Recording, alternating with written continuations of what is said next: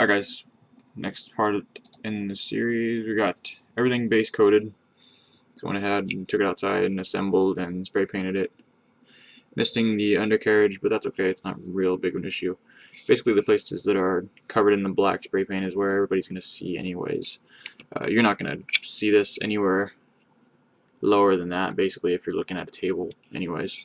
So, this model is a darker model, mostly browns and, well, not browns, copper and gray and kind of a green tinge in some places.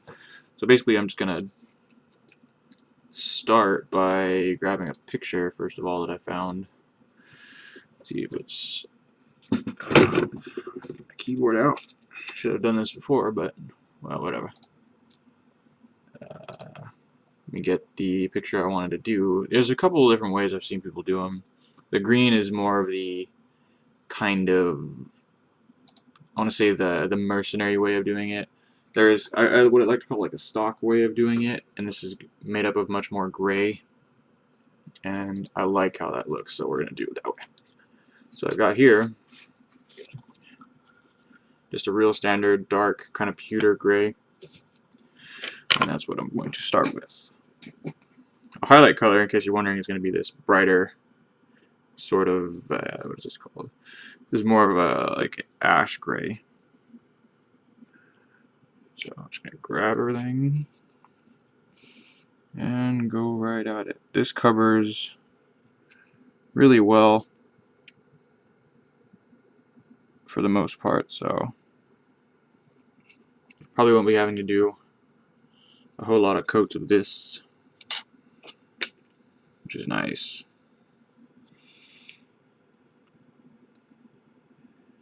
So all I'm doing right now is laying down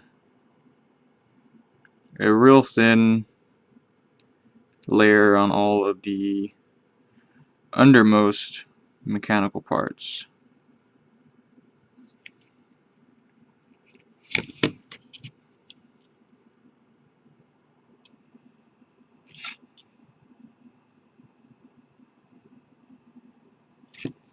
I first saw this model. I kind of do this in every video, so we might as well do it for this video.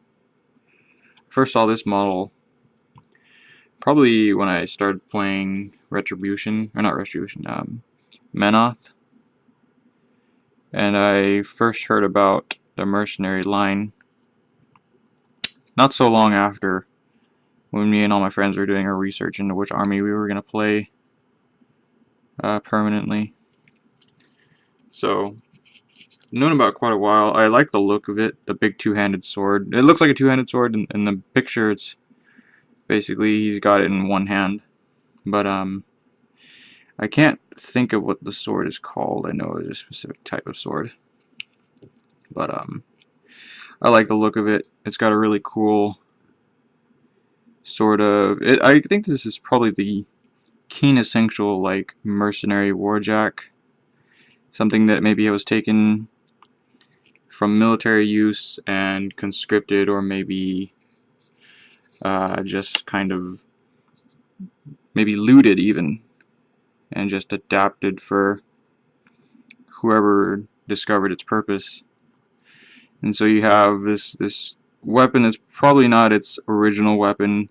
The shield's probably part of its original construction, just based on how it looks, but I just think it's a cool model because of its,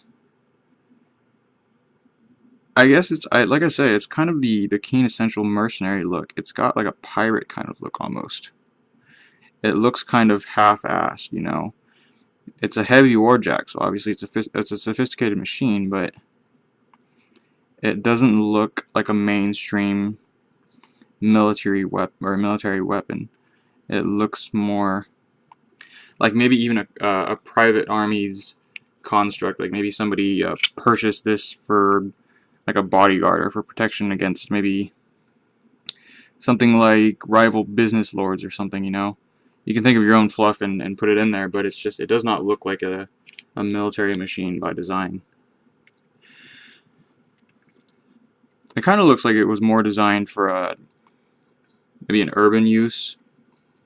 It isn't particularly bulky. Most warjacks, the top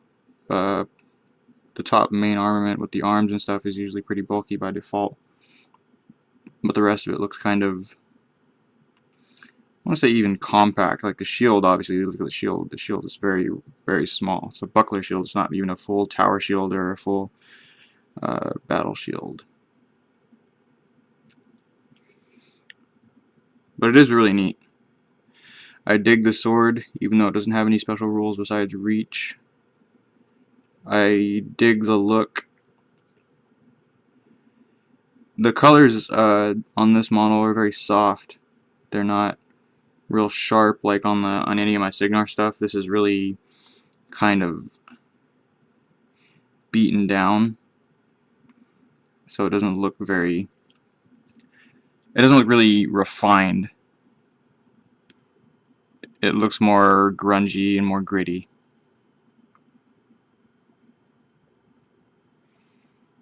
Kind of like if you were to look at how a standard military operates, they would clean their weapons and clean their machines, probably even as daily duties would permit, depending on action and stuff.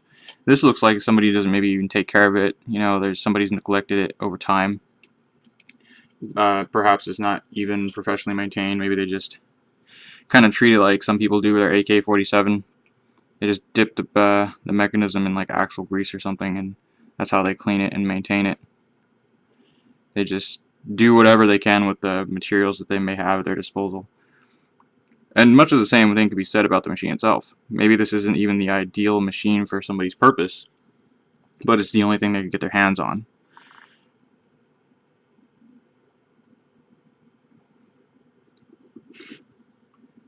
I've always enjoyed the metal models also much better. This is a really neat sculpt. It's really... Signar stuff is kind of, once again, moving back to the word sharp, this is really round. This is round and it's got less fluidity. The parts look like maybe they...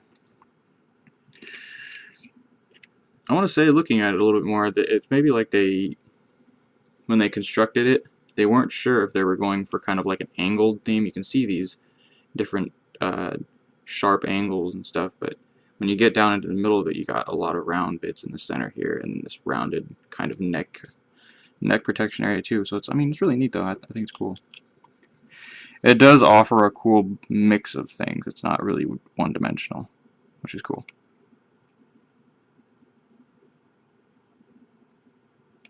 I am just kind of rambling while I'm painting. This is how most of the video series go, I know, but this might be less interesting because if you don't read into the War Machine fluff, maybe you don't know what the hell I'm talking about. Might be kind of lost. So, look at this top part. Let me look at that picture again really fast. Maybe this is supposed to be a different color. No, it's a different color. Okay, same color.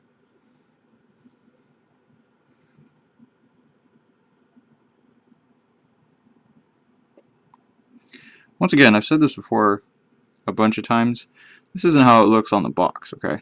I'm painting it how I think it would look nice. You should always do whatever you feel will look nice when painting, or in life in general. Whatever you feel is the right thing to do is what you should end up making a decision on. I did actually think about painting the Signar colors and just having it like kind of like a literal conscripted machine. Somebody grabbed it and was like, well, we need this right now, so we'll paint it up and we'll send it out where it's got to be deployed. But I decided against that because I don't think this would look really good in bright colors. Once, like I said, it doesn't look like it's meant to be pretty, you know what I mean? It doesn't look like it's meant to be a refined piece of military machinery. Kind of redo these here. I already like how this is coming out a lot. This is just the one color, I know, but when I start painting something, I can tell right away if it's going to be something I'm going to enjoy. I can tell you right now this is something that's going to turn out really nice. The paint goes on really smooth. The texture is really nice. I don't think I've ever done this color as a primary color for a build before, and I like it a lot. I think this is I usually use this as a base coat. If anything else, I use it like as a primer. I'll put this on first, but doing this as a actual color is actually turning out really well. I dig how it looks a lot. It's very smooth too, like the battle damage you can see after I go over it. Maybe I'll pull the macro up in a little bit. You can see the battle damage really well. Since the color is softer, you can see the details in it much better, which is really neat. Okay. Just moving right along with the gray. Trying to first start around stuff like, see these handles here for this upper compartment where I'd assume they keep probably mechanisms for internal weaponry, or maybe even the cortex. The cortex doesn't necessarily have to be in the head. Could keep it in here in the main body, which would make sense. I mean, you would put something as important as the cortex probably somewhere where it's going to be most protected. But anyways, like I was saying, you want to get in those places. You saw right now I rinsed the brush out and it was nice and pointy after coming out of the water, so I wanted to get into those really hard to reach places first before I start getting to the more open area, these broad areas here.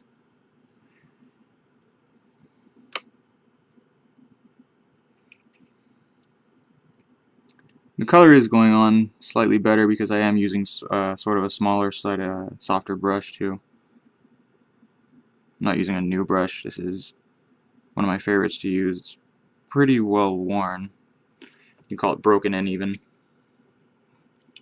I really like how this is coming out. I think this is going to be one of my favorite things I've built this year. Since the year is almost over.